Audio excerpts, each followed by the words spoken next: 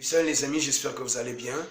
Que la communion du Saint-Esprit, l'amour de Dieu le Père et la grâce de Jésus-Christ soit votre partage. Hier, nous avons parlé de « Tu ne manqueras de rien » et j'ai promis revenir sur le bâton et la houlette, la signification de ces deux bâtons réellement. Et ce matin, je vais rapidement lire dans la parole de Dieu à partir de Psaume 23 au 4e verset. « Quand je marche dans la vallée de l'ombre de la mort, je ne crains aucun mal, car tu es avec moi, ta houlette et ton bâton me rassurent. » Alors, dans d'autres versions bibliques, lorsqu'on lit, je crois, Parole de vie et Français courant, on dit ton bâton de berger. Mais ici, en version Louis II, on différencie les deux. Tout simplement, c'est des bâtons dont le berger a besoin pour affirmer son autorité, mais aussi pour pouvoir gérer, avoir une bonne gestion de son troupeau. Nous sommes, nous les brebis, et Jésus, lui, il a dit qu'il était la porte des brebis. Il a dit qu'il est venu pour que les brebis aient la vie en abondance. Lorsqu'on lit dans Jean 10, 10 et par la suite, il dit lui-même qu'il est la porte des brebis. Et alors aujourd'hui, tout simplement, nous voulons savoir c'est quoi le bâton et c'est quoi la houlette, la réelle signification de ces deux choses. Alors, en grec, le bâton veut dire xulon. Xulon qui veut dire croix. Qui veut parler donc de la croix. Donc quand on parle de bâton, on veut faire allusion déjà à la croix. Voilà pourquoi Jésus est allé mourir à la croix. En hébreu, lorsqu'on parle de bâton, le bâton veut dire shakak. Shakak qui veut dire souverain. Souverain. Donc Jésus, il est venu comme un souverain, comme un bâton aussi, parce que lorsqu'on a le bâton de commandement, on parle du capitaine, il a le bâton de commandement, c'est lui qui est le souverain du navire. Quand on parle d'un président, c'est le souverain d'une nation, d'un pays. Alors le troisième mot qu'on va étudier aujourd'hui, c'est rhabdos. Rhabdos veut dire en fait canne.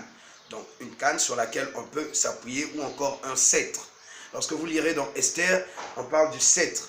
Lorsqu'Esther est venue devant le roi lui a tendu le sceptre pour qu'elle ait accès à la présence du roi. Donc maintenant, c'est quoi la signification du bâton et de la houlette? La parole de Dieu déclare dans Zacharie 11, à partir du 10e verset. Il dit, je pris ma houlette, grâce.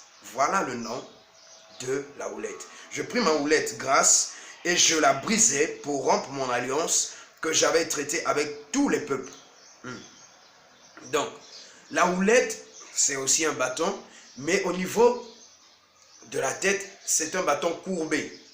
Ça veut dire que c'est quelque chose qu'utilisait le berger pour pouvoir rattraper la brebis qui voulait s'égarer ou qui voulait aller loin, qui devait dépasser les bornes, les limites. Aujourd'hui, Dieu nous rattrape par la grâce. Nous sommes des brebis, comme dit Ésaïe 57, nous étions tous comme des brebis, errant ça et là. Chacun, vous savez la suite, vous lirez peut-être dans Ésaïe 57, à partir du verset 3. Nous étions comme des brebis errants. Mais qu'est-ce qui nous a rattrapés? Parce que lorsqu'on erre, on est dans le péché. Lorsqu'on erre, on est dans l'iniquité, on est dans les fautes. Mais qu'est-ce qui nous a rattrapés? C'est la houlette. Parce que la houlette, c'est comme une main assez longue, mais avec une tête qui rattrape la brebis au niveau de sa gorge et pour la ramener au niveau de l'enclos, donc au niveau, pour qu'elle ne s'égare pas, qu'elle n'aille pas plus loin. Ça, c'est la houlette. Et cette houlette a un nom qui s'appelle grâce. Et Dieu a fait alliance avec nous, c'est par la grâce, pas par rien d'autre.